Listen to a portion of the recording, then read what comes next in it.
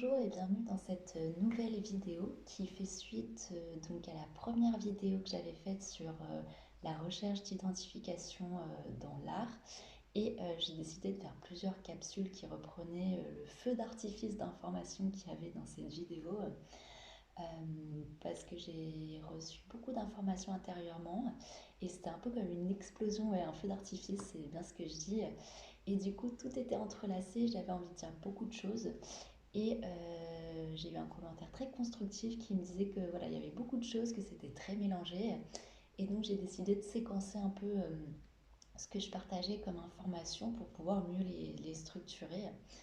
Donc voilà, cette vidéo, ça va être sur la symbolique du théâtre et du cinéma et qu'est-ce que leurs formes, tout simplement, nous apprennent comme enseignement profond sur nous-mêmes, sur notre dimension d'être et nous apprend aussi ce que nous sommes venus apprendre ici sur cette planète.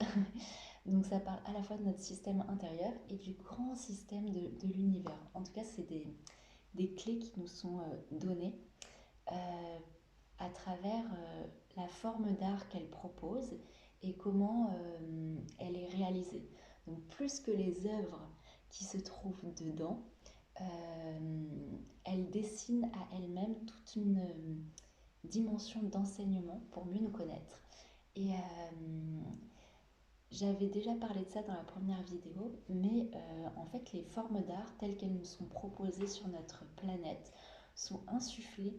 Alors j'avais dit par des grands êtres, mais c'est ça, c'est quand on reprend ce qui se passait dans l'Antiquité ou même au niveau de l'Égypte ou même d'autres civilisations, on voit que les arts sont représentés par des dieux, des déesses, donc par des courants, on va dire, vibratoires, en tout cas, et qui sont insufflés voilà, par des sphères bien plus élevées que simplement le mental humain.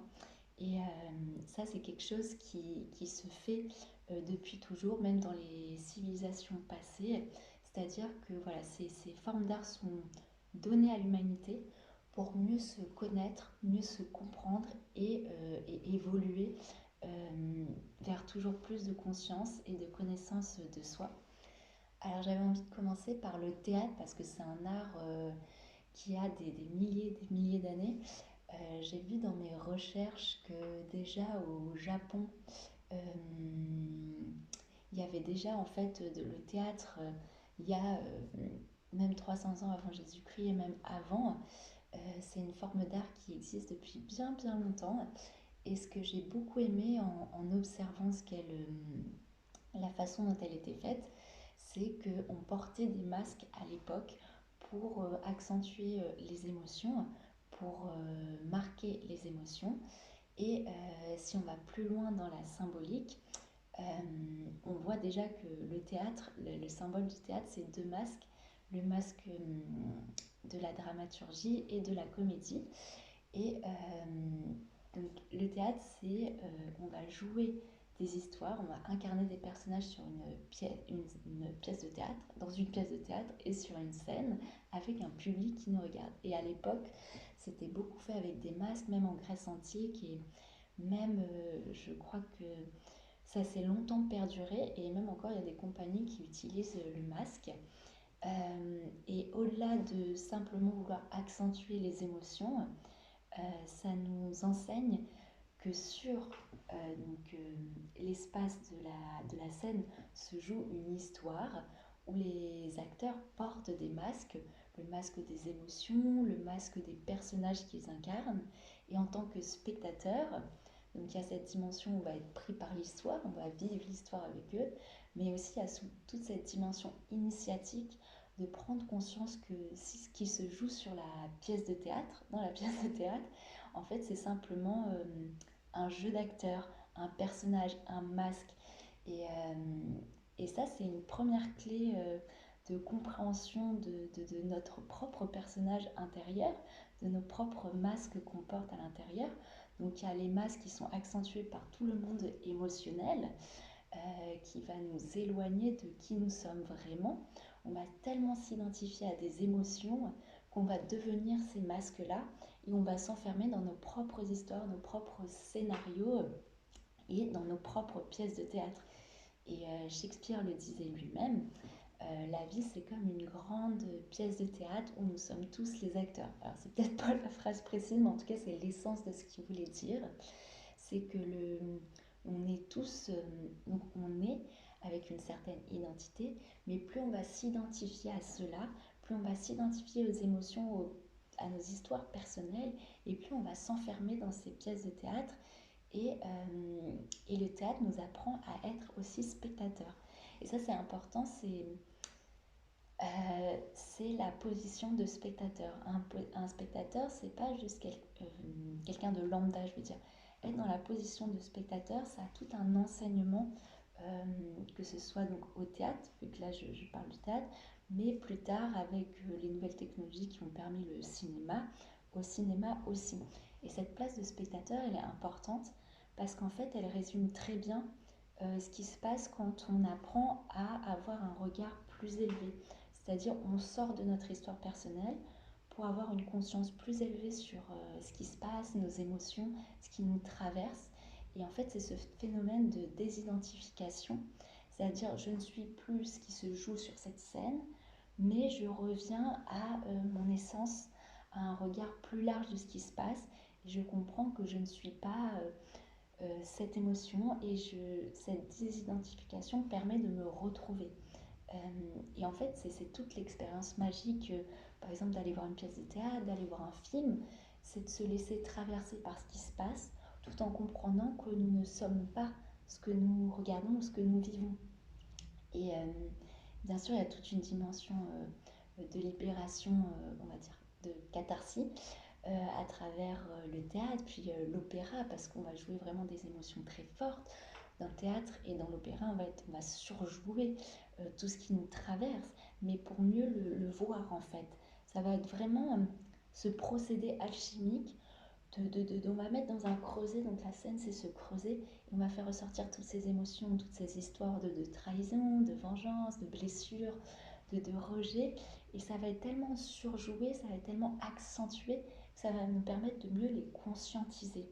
Et ça va être vraiment ce phénomène qui va se produire à travers donc la pièce de théâtre, l'opéra, et pour mieux nous libérer, parce qu'on va vivre les émotions avec les acteurs, et ça va faire ressortir des choses au niveau de notre histoire personnelle.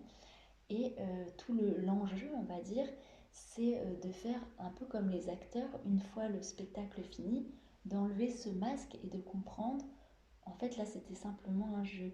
C'était j'enlève mon masque et je ne m'identifie plus à ça. Et ben, le spectateur, c'est pareil, quand il quitte la pièce de théâtre, l'opéra, et par exemple maintenant un cinéma ou quand il éteint son film à la télé, c'est comprendre que ce qu'il a vécu, c'est pas ce qu'il est. Et ce que je raconte dans ma vidéo, les dangers de la recherche d'identification dans l'art, c'est que aujourd'hui, de plus en plus, les gens vont au contraire chercher à s'identifier, reconnaître ce qu'ils ont vécu dans leur petite histoire personnelle, pour mieux valider et s'enfermer dans des émotions où, par exemple, une personne triste va aller voir un film qui va faire écho à son histoire, et au lieu de vivre le film pour revivre ses émotions, peut-être les libérer et comprendre qu'en fait tout ça ce n'est pas ce qu'elle est et que ça ne lui appartient plus et qu'elle peut ressortir de cette salle comme une épuration, et bien aujourd'hui la tendance ça va être de pousser les gens à s'identifier à ce qu'ils ont vu et en sortant de la salle dire ah mais ça c'est vraiment ce que j'ai vécu, c'est qui je suis et ça renforce l'ego. Donc ça c'est une vidéo que j'ai faite qui va être en lien à la fin de cette vidéo et qui explique très bien ça. Et donc le théâtre, ça a été une première clé d'enseignement pour l'humanité, pour mettre en lumière ce bal des masques et s'en défaire. Et c'est pour ça qu'il y a voilà, tout cet aspect grossier pour comprendre un peu, c'est un peu comme si on prenait un gros surligneur et qu'on allait surligner tout ça pour mieux le comprendre. Et après, donc, on a eu une nouvelle clé d'évolution au niveau de l'humanité qui a été à travers le cinéma. Donc ça induit une avancée technologique au niveau de l'électricité, d'une compréhension aussi de la dimension de la lumière euh, à travers comment ça inscrit l'image dans une pellicule et comment après ça peut la diffuser. Donc ça c'était très présent dans la peinture, la compréhension du jeu de la lumière, comment la lumière permet de révéler ce qui est à travers le jeu d'ombre et de lumière. C'était un premier enseignement à travers la peinture, le dessin. Et, euh, et là, avec le cinéma, donc déjà ça a été popularisé par les frères Lumière. Et si je puis dire, ça a été mis en lumière par les frères Lumière. Bien sûr, il y a d'autres gens qui ont touché au cinéma avant eux, mais en tout cas, ce sont les personnes qui ont permis vraiment de le faire connaître au plus grand nombre. Et c'est pas un hasard, puisque la lumière a vraiment sa dimension d'enseignante à travers le cinéma, puisque une salle de cinéma, rien que dans sa construction, nous raconte déjà quelque chose de très grand et porte un enseignement très profond dans sa symbolique. Alors, à la différence d'une pièce de théâtre où les acteurs sont vraiment sur scène et tout se passe d'un bloc, là, dans la salle de cinéma, on va plus loin. En fait, c'est dans l'enseignement de comment marche l'univers et notre incarnation. La pièce de théâtre, en fait, c'est comme si c'était un premier zoom au niveau très physique, très de ce qui se passe ici sur la Terre. Et la salle de cinéma, ça nous permet de dézoomer encore plus loin et de mieux comprendre ce qui se passe au niveau énergétique.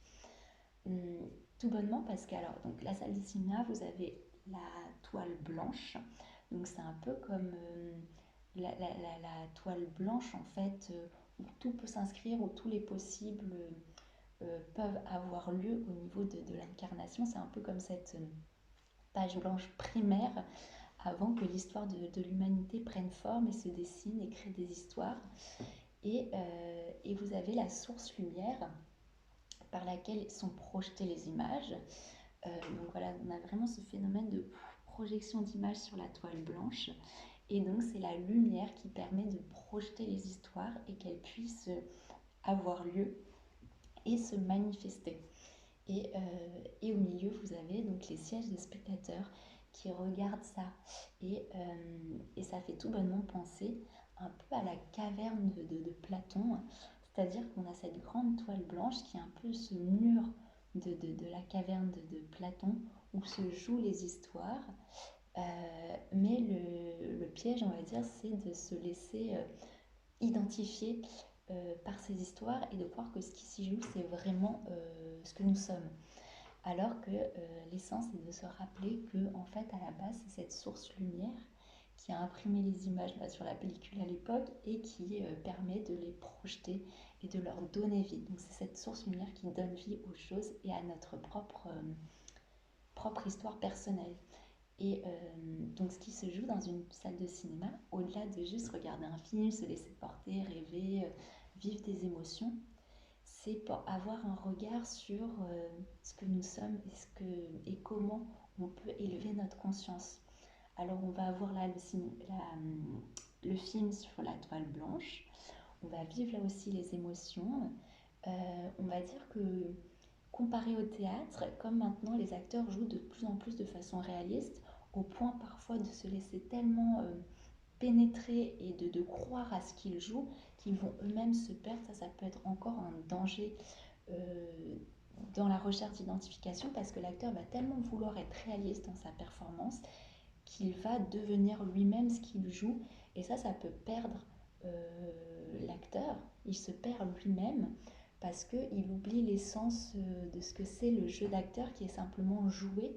Et une fois qu'on finit sa prise, on n'est plus ce qu'on joue puisque c'était juste se laisser traverser par quelque chose que nous ne sommes pas, mais que nous incarnons, que nous servons. Et là, c'est l'inverse, et on se laisse complètement happer par les émotions qui dictent le personnage ou la situation. Et c'est ce qui fait que des acteurs comme Marion Cotillard a dû aller voir un chaman pour pouvoir extérioriser tout ça et se libérer parce qu'elle avait été voilà, possédée par son rôle. Et c'est sûrement peut-être ce qui a joué par exemple pour l'acteur Heath Ledger qui après le film Batman et avoir joué le Joker s'est suicidé. C'est parce qu'il avait déjà des fractures à l'intérieur et chaque rôle, il y mettait tellement du sien, il s'identifiait tellement à ce qu'il jouait que ça venait réveiller et renforcer les fractures intérieures qu'il avait au point de ne plus faire la différence entre le rôle qu'il avait joué et ce qu'il était vraiment. Et donc ça, c'était une petite aparté par rapport au cinéma. Vraiment, le cinéma, il va vers de plus en plus de réalisme et, c'est un exercice encore différent pour nous apprendre en tant qu'humains la désidentification. Parce que là, en fait, c'est comme si entre le théâtre et le cinéma, on augmente le curseur de réalisme de ce qu'on voit. Donc en fait, tout simplement, c'est ce curseur personnel qu'on a nous-mêmes dans notre vie de tous les jours, à croire que ce qu'on vit, c'est vraiment qui nous sommes, à travers les émotions, les situations, notre passé, ce à quoi nous nous identifions. Ça montre à l'humanité que actuellement, elle s'identifie tellement à ce à quoi elle est, que c'est en train de la perdre dans des histoires qui l'éloignent d'elle-même. Et donc la toile de cinéma et ce réalisme déjà nous donne une information sur l'état actuel de l'humanité au niveau de sa propre conscience et la conscience qu'elle a d'elle-même.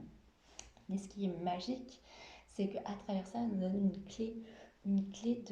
encore une clé de sortie, de désidentification, de comprendre que l'histoire qui se joue, ce n'est pas qui nous sommes, et nous permettre là encore cette position de spectateur, d'à la fois vivre en même temps que les personnages ce qui se passe, de façon intense, mais pour mieux comprendre que ce n'est pas ce que nous sommes et qu'une fois le film fini, on a été traversé, mais notre position de spectateur nous permet cette conscience plus élevée, cette hauteur d'esprit de comprendre que ce n'est pas ce que nous sommes. Et ça, c'est ce qui se passe dans notre vie de tous les jours, c'est cette invitation dans la vie de tous les jours, ce que tous les sages sont venus nous transmettre au niveau de cette libération de l'ego pour mieux se retrouver et retrouver cette vérité d'être qui est cette source lumière qui nous anime et qui, elle,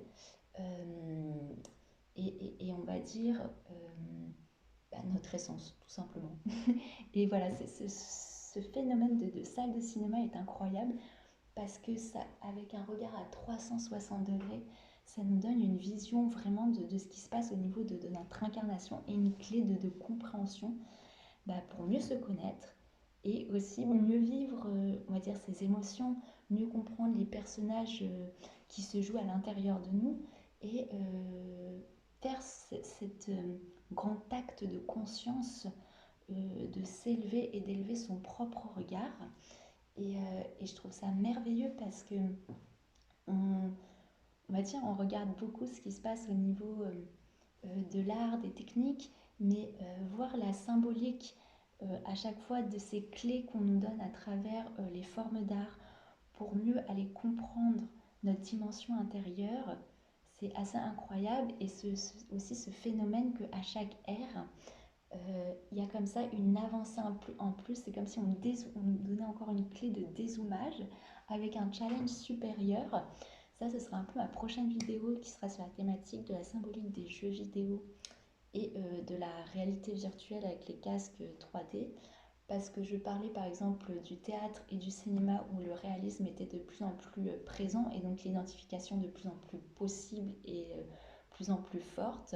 Et donc le challenge de désidentification est plus important et plus challengeant, mais ça raconte ce qui se passe au niveau de l'humanité et, voilà, c'est cet enjeu majeur de se désidentifier des identités de l'ego, de ces castes d'identification qui ne font que nous perdre. Et avec le jeu vidéo et la réalité virtuelle, ce challenge est encore plus grand, est encore plus... En même temps, ça nous raconte. Et donc voilà, ce sera la prochaine vidéo. J'espère que cette vidéo explicative sur les symboliques du théâtre et du cinéma vous ont plu. Voilà, j'ai essayé de synthétiser à l'essentiel. Et, je remercie une des personnes qui, dans les commentaires, a synthétisé les vidéos précédentes avec un timer sur chaque sujet qui a été exprimée, sachant que voilà, j'ai cette tendance à partir dans tous les sens parce que toutes les informations sont là et en même temps entrelacées. Donc merci pour ce travail de synthétisation et de timer. Et j'ai pris note en tout cas de mieux synthétiser et mieux séquencer ce que je vous partage. Donc voilà. Donc à bientôt pour une prochaine vidéo et merci en tout cas d'avoir suivi celle-ci.